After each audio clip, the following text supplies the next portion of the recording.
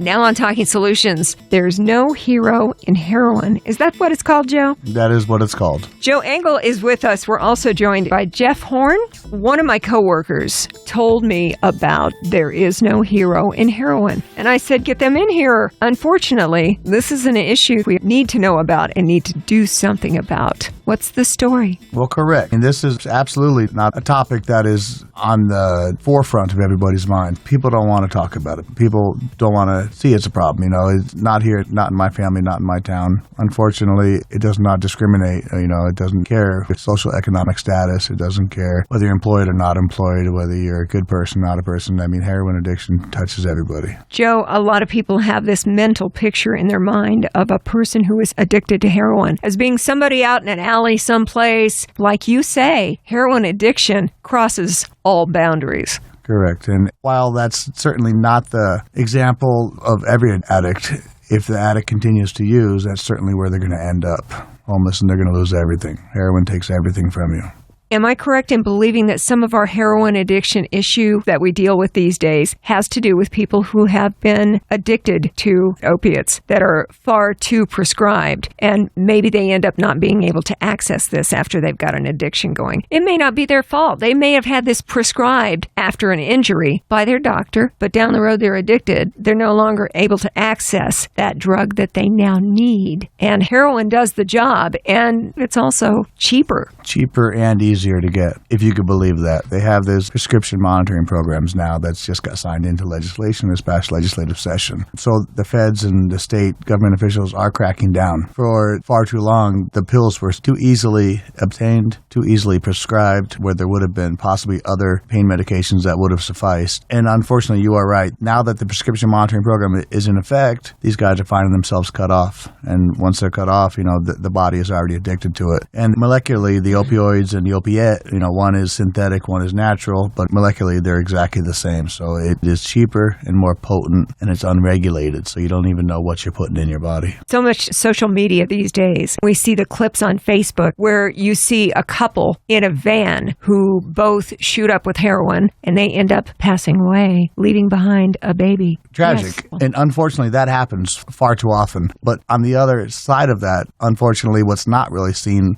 what's not sensationalized is the people that are in recovery of this. People's lives and families are coming back together. So I think that is a component that needs to have a bigger spotlight. So yeah, someone is a heroin addict or an ex-opioid addict. Let's look at them recovering. That's what we want. That's what we want to see. Joe Engle is with us. We're talking about no hero in heroin. Do you have national ties, or is it based right here? We started out nationally. The original parent corporation came out of Tucson, Arizona. I am involved. I lost my oldest son to a heroin overdose 5.5 years ago. And I did reach out on social media during my period of grief, and there was an anti-heroin movement growing on social media. And the lady who answered back had started this national foundation, asked if I wanted to do a local chapter, which I've done. And since we have now become the national chapter, we are currently the only chapter, and looking to open the next chapter is going to be in Seattle before the end of the year. So we're going to have 2 now. Joe, first of all, I'm very sorry for your loss and the reason why you are involved with this organization. There's no hero in heroin. I'm glad you're doing it. That's why we call this show Talking Solutions, because problems exist for everyone, but we look for ways that we can help. Jeff Horn, I'm wondering how you got involved. Well,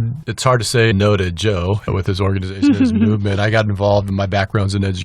I'm a former teacher, principal, and I'm currently a school associate superintendent with Clark County School District. And I got connected through Joe at a meeting at the request where they're trying to develop ways and means to create a recovery high school, and I've been involved ever since. And I'm on the board of TINHIH. A recovery high school. This is the age of the problem we're talking about? It affects every walk of life and every age group, especially adolescents, when a lot of kids start experimenting and for whatever reasons that are happening in their life, get connected with addiction. And Joe can expand on the story with his son, but I am a person in long-term recovery, so it's also a passion for me as well as an educator to work to help bring these supports and helps to kids that are in desperate need of being in an environment that's clean, sober kids, and nurturing and supportive to them as well. So there's a direct connection that I had with Joe in trying to work with him and his objectives with no hero in heroin. That's what we're talking about today. The problem exists. Do you consider it to be bigger than it's ever been? The numbers show that.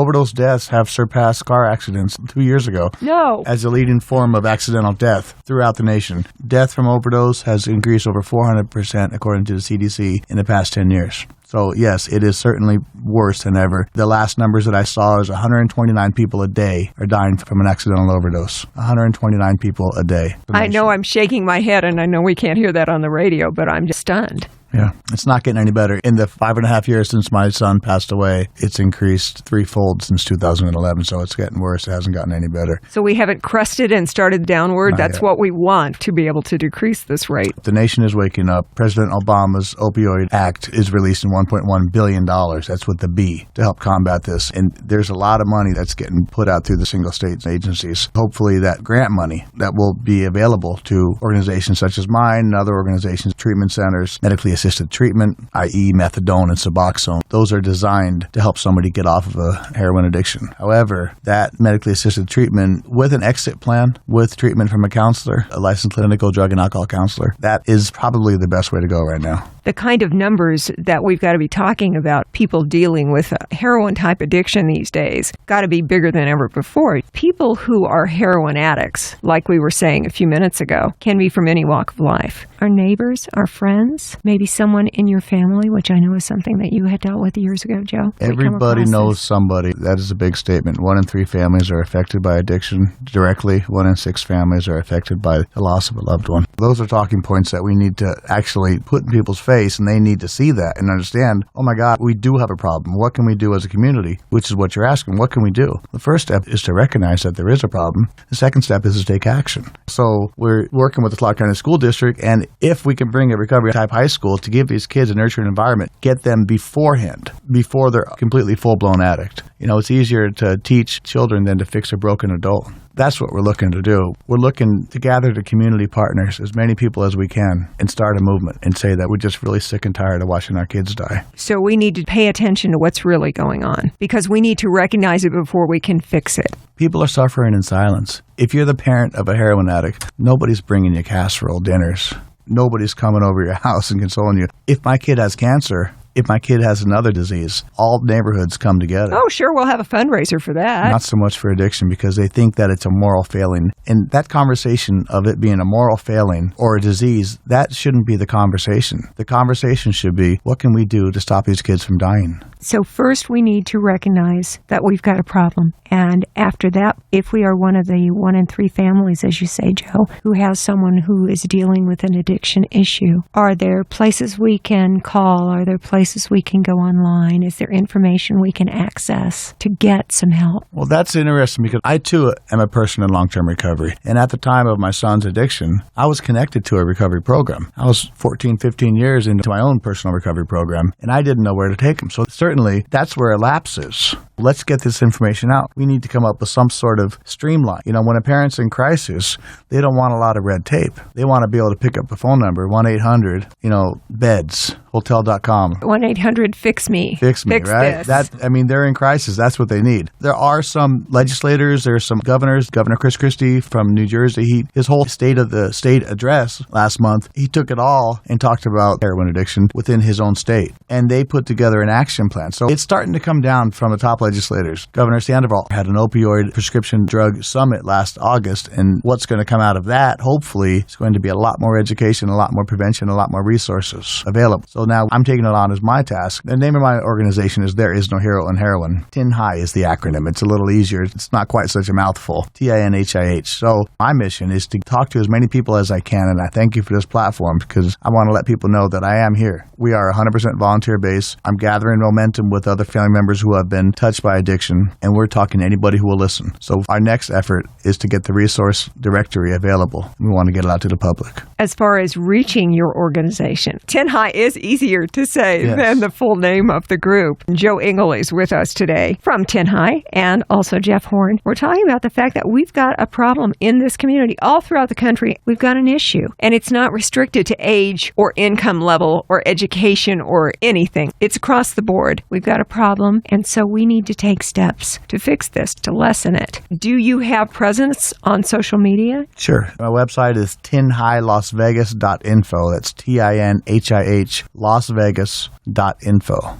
tinhilasvegas.info. I'm on Facebook under the same thing, facebook.com/tinhilasvegas, twitter.com/tinhilasvegas. We have quite a few videos on YouTube, and we're on Instagram as well. So you can certainly follow us. That would be a great place to start getting information and to reach out and say, we've got a problem in our household. When you experience something like that, you go out looking for info. It would seem that heroin addiction is a limited window of time, because if you don't do something, chances would be really good that you're going to lose that person. When a heroin addict wants to get clean, he's got, like you said, a 5-minute window, maybe a 30-second window. So we need to get that kid into a bed. So we need more treatment facilities. We need more medically detox facilities here in the Valley. Currently, the limited capacity with, what do we have, 2.5 million people here. We have less than 20 or 30 detox beds. So what's unfortunate is that if they're told to come back in a week or two or check back in a couple of days, that kid's going to go out the door. That would be really hard. He's going to go out the door. He's going to go steal something to feed his habit, and then he's going to get hit with services in the form of Metro coming to arrest them immediately. I'm wondering why the money that we're using to arrest these kids and put them in jail, why that money couldn't be put on the front end of the addiction when they reached out for help in the first place. We need to be more proactive. Joe Engle is with us, and we're calling it TINHIH because it's easier to say than there is no hero in heroin. That is the full name of the group. Also,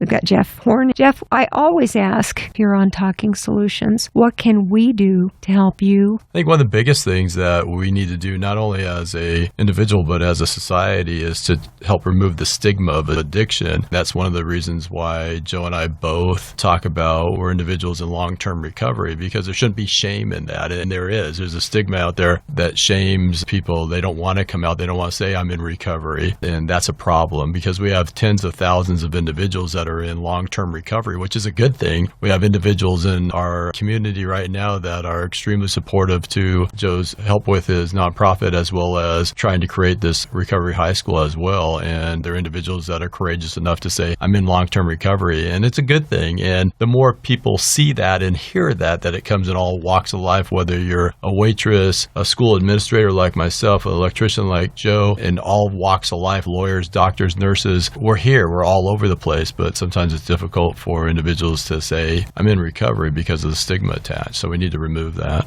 We got to pat you on the back and say, good for you. Congratulations. Absolutely, yeah. Thank you. Joe, what can we do to help you and TINHIH? In the short term, it's real easy. You can like my page and share social media because that is free advertising for me. And being a nonprofit, I have to get used to asking for funds. You can also attend our events. We have one coming up February 20th, and it's called Black Monday. It's our 4th annual. It's our signature event. It's a part celebration of life, part memorial, and a part fundraiser. Basically a symposium that we bring together local community leaders and some national leaders. We have our national organization called Facing Addiction, which is a national nonprofit that wants to be what the American Cancer Society is to cancer. They want to be for addiction. They're trying to raise a national collective voice. So we're bringing in the National Outreach Director from Seattle. He's going to be one of our co-keynote speakers. Our other co-keynote speakers are going to be our own Arnold Stock from Veterans Village. He's a close friend. We will have 20 different other organizations there providing a resource fair, from the Las Vegas Recovery Center to the 12-step programs are going to have a presence there. A couple of the recovery houses are going to have a presence there. So there's going to be information and resources available if somebody is in the middle and they want that information. There'll be brochures that they're handing out, and we're going to have music and we're going to have dinner. So February 20th, it's called Black Monday.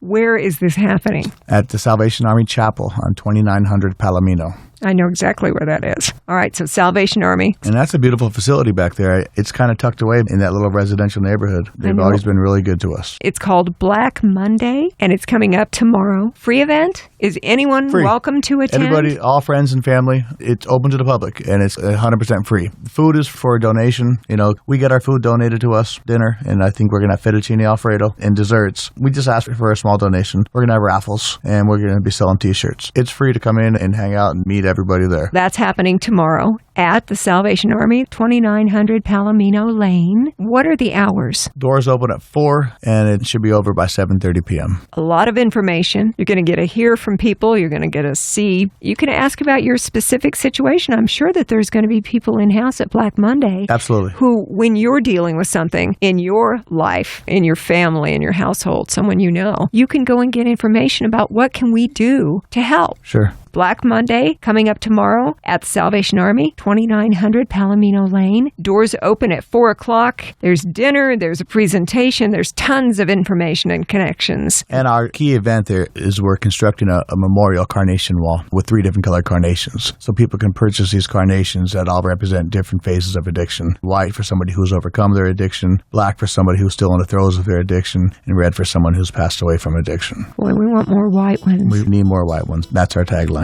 I'll put links for your social media for TINHIH on our Talking Solutions Facebook page, along with a podcast of today's discussion. There is no hero in heroin. Joe Engle and Jeff Horn, thank you so much for joining us today. Thanks for having us. Thank you.